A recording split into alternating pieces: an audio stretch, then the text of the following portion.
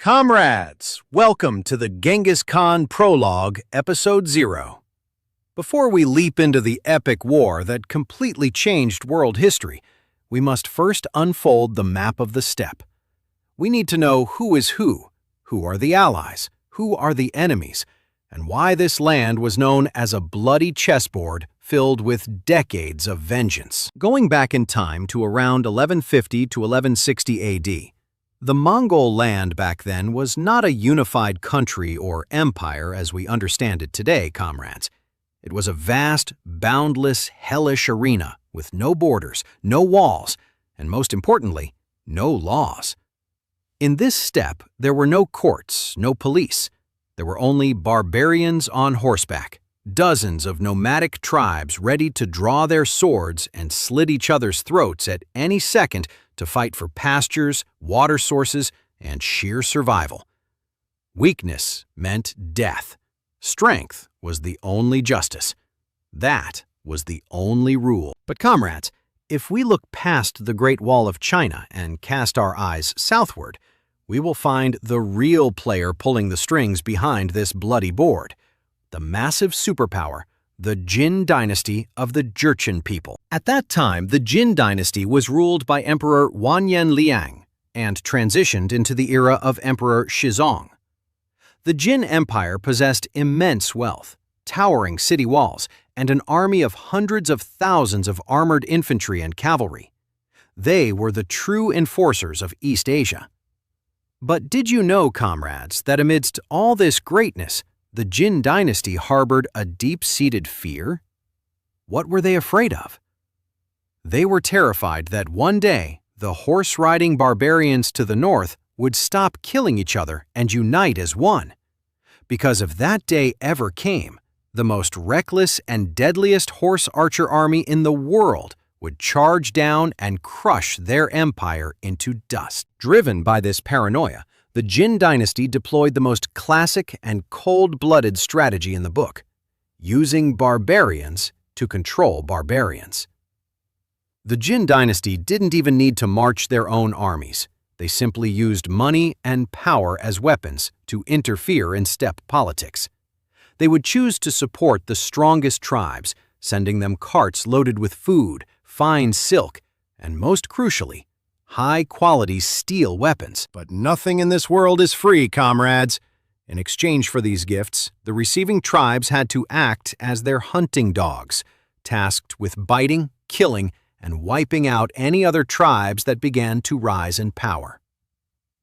The Jin Dynasty deliberately instigated infighting among the steppe people, sowing division and creating cross-generational blood feuds. This ensured that the Mongolian steppe would remain in a state of perpetual civil war. No one would have the time to even think about unifying the nation, because just waking up and surviving the neighboring tribe was exhausting enough. And comrades, among the many tribes on the steppe, there was one particular tribe that the Jin Dynasty favored the most and used as their #1 killing machine. They were the richest, the most powerful, and would eventually become the ultimate nemesis that inflicted the deepest wounds on Temujin. Who is this tribe, and how much devastation will they bring to the steppe? Brother Tong will take you to see the brutal truth in Section 2. Comrades, let's get to know the big boss pieces on this bloody chessboard. As Brother Tong just mentioned, the Jin Dynasty needed hunting dogs to bite their fellow barbarians, and the tribe that perfectly fulfilled this role was none other than the Tatar tribe. The Tatars settled in the east, closest to the borders of the Jin Dynasty. Because they closely served a superpower, the Tatars became the wealthiest tribe on the steppe. Their yurts were adorned with silk, they never lacked food supplies, and most terrifyingly, the Tatar cavalry wielded top-tier steel spears and swords provided by the Jin Dynasty. With both money and weapons, arrogance and insolence naturally followed, comrades. The Tatars established themselves as the police of the steppe, pointing fingers, giving orders, and oppressing smaller tribes. Anyone who refused to bow down would have their tribe crushed, plundered of everything, and their people sold into slavery. And do you know, comrades, which tribe was targeted and trampled upon the most by the Tatars? The answer is the Mongol tribe. At that time, the Mongols were just a small tribe living deep inland, constantly ambushed, robbed, and slaughtered by the Tatars. The hatred between the Tatars and the Mongols was so deeply rooted that just hearing the other's name would make their blood boil and have them reaching for their swords. The Tatars were the #1 arch-enemies who would create scars and alter Temujin's life forever. But the chessboard of power didn't only consist of the Tatars, comrades. If we shift the map to the central part of the steppe, we will find another superpower just as formidable, the Karaite tribe. If the Tatars were wealthy, power-hungry tyrants, the Karaites were the most civilized and culturally advanced tribe on the steppe. They embraced external cultures, had a clear system of governance, and most importantly, possessed a massive, highly disciplined cavalry force. The leader of the Karaite tribe in that era was an old veteran warlord named Togrul Khan, later known to the world as Wang Khan. Comrades, remember the name of the great Wang Khan, because this old man will step in to play an absolutely crucial role in the future. He will become an ally, a boss, and even an adoptive father who would back Temujin during his lowest points. The Karaites were the giant power faction that everyone wanted to ally with, because having Wang Khan's army backing you practically guaranteed victory on the steppe. These two superpowers, the Tatars in the east and the Karaites in the center, were the main pillars balancing power on the steppe, comrades. On the surface, it seemed like the territories were clearly divided. But don't forget, this is barbarian land. Even with superpowers in control, the true rules of this place were much more raw and brutal. It was the rule of plunder and bloodshed. And in the northernmost lands, there was another tribe that held this savage rule as their absolute creed.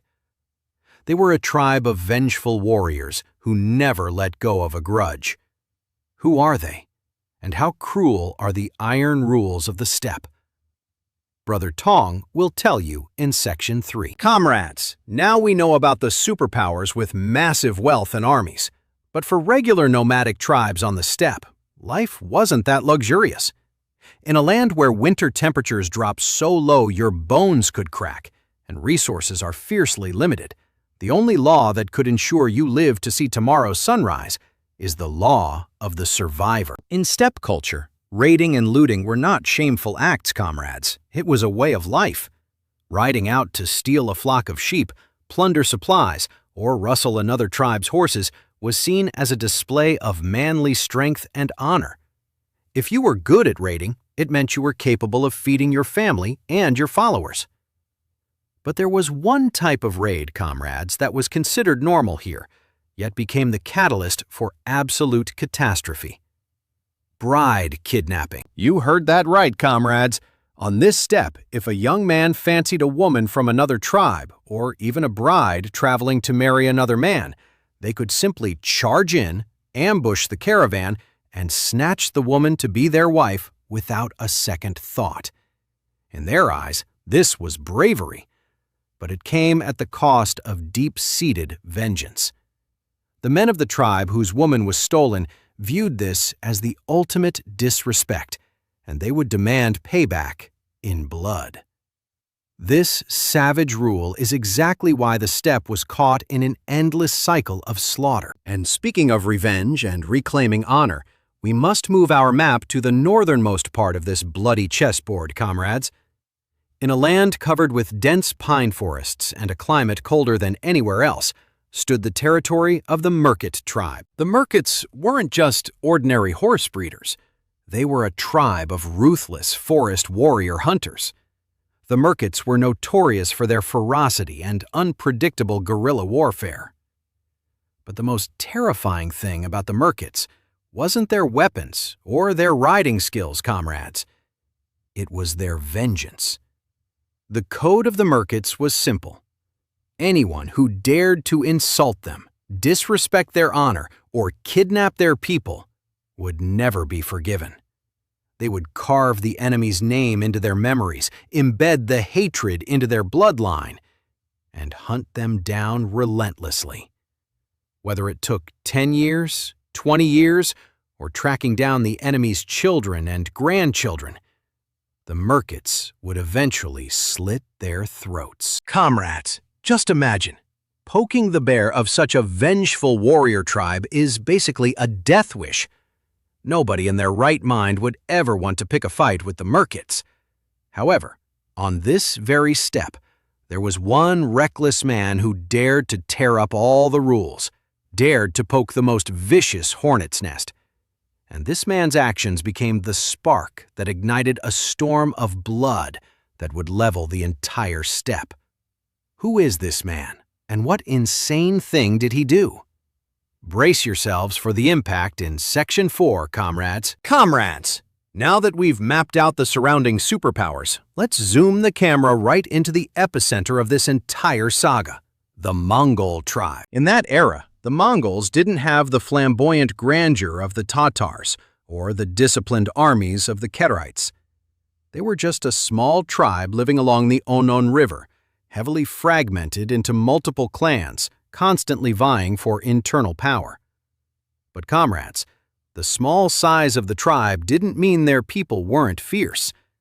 And among all the Mongol warriors, there was one man whose audacity and recklessness were off the charts, enough to cause a steppe-shattering disaster.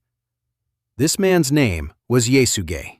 He was a brave warrior and the biological father of the young boy who would grow up to be Genghis Khan. Yesugei was highly skilled, a great fighter, and an excellent horseman. But his fatal flaw was that he feared no one and never thought about the consequences. Yesugei's incredibly reckless saga began one day while he was out hunting on horseback with his brothers. Guess what he stumbled upon, comrades? He accidentally ran into a wagon caravan of the Merkits, the vengeful northern warrior tribe we just talked about. In that caravan was a young Merkit man named Chiledu, riding his horse to bring his beautiful newlywed bride, Hoilun, back to his tribe. When Yesugei saw Hoilun's beauty, the savage rule of the steppe kicked in instantly, comrades. He didn't care who this woman belonged to, or how fierce her husband's tribe was. Yesugei and his brothers immediately charged their horses to block the caravan. Chiledu realized he was outmatched and about to be killed, so he was forced to abandon his bride and ride for his life back to the Merkit tribe. Yesugei brazenly kidnapped Hoilun to be his own wife right then and there. Comrades, kidnapping a Merkit bride wasn't just stealing a woman. It was a full-force slap in the face and a complete trampling of the honor of the most vengeful warrior tribe. The Merkits engraved this blood debt deep into their lineage. They swore that one day they would exact brutal revenge on Yesugei and the Mongol tribe. But Yesugei's recklessness didn't end there, comrades. As if making enemies in the north wasn't enough, he turned around and challenged the grim reapers of the east. Yesugei led his forces to join a war, clashing with the superpower Tatar tribe, the Jin Dynasty's favorite hunting dogs. And on that battlefield, Yesugei showed his sheer combat prowess by subduing and capturing a high-ranking Tatar leader named Temujin alive. Normally, when a high-ranking leader is captured, they are kept for ransom in exchange for herds of horses or massive treasures. But Yesugei didn't do that. He chose to execute Temujin on the spot. Comrades, close your eyes and imagine this. A leader of the small divided Mongol tribe had just simultaneously poked the bears of two massive superpowers. On one side, the vengeful Merkits of the northern forests. On the other, the wealthy, powerful Tatars of the east. Yesugei might have thought he was invincible, that he could defeat anyone. But he didn't realize that his reckless exploits had planted a colossal ticking time bomb for his own bloodline. This blood debt was far too massive to be paid off with just one life, comrades. So, who would bear the ultimate karma of Yesugei's actions? Where will this bloody chessboard lead? Brother Tong will take you to see the conclusion of this foundational lore in Section 5, comrades. Comrades! Following Yesugei's insanely reckless actions that we just heard about, the Mongolian steppe was no longer a peaceful grassland. It had become a colossal time bomb, with the timer already ticking. Just look around this bloody chessboard, comrades.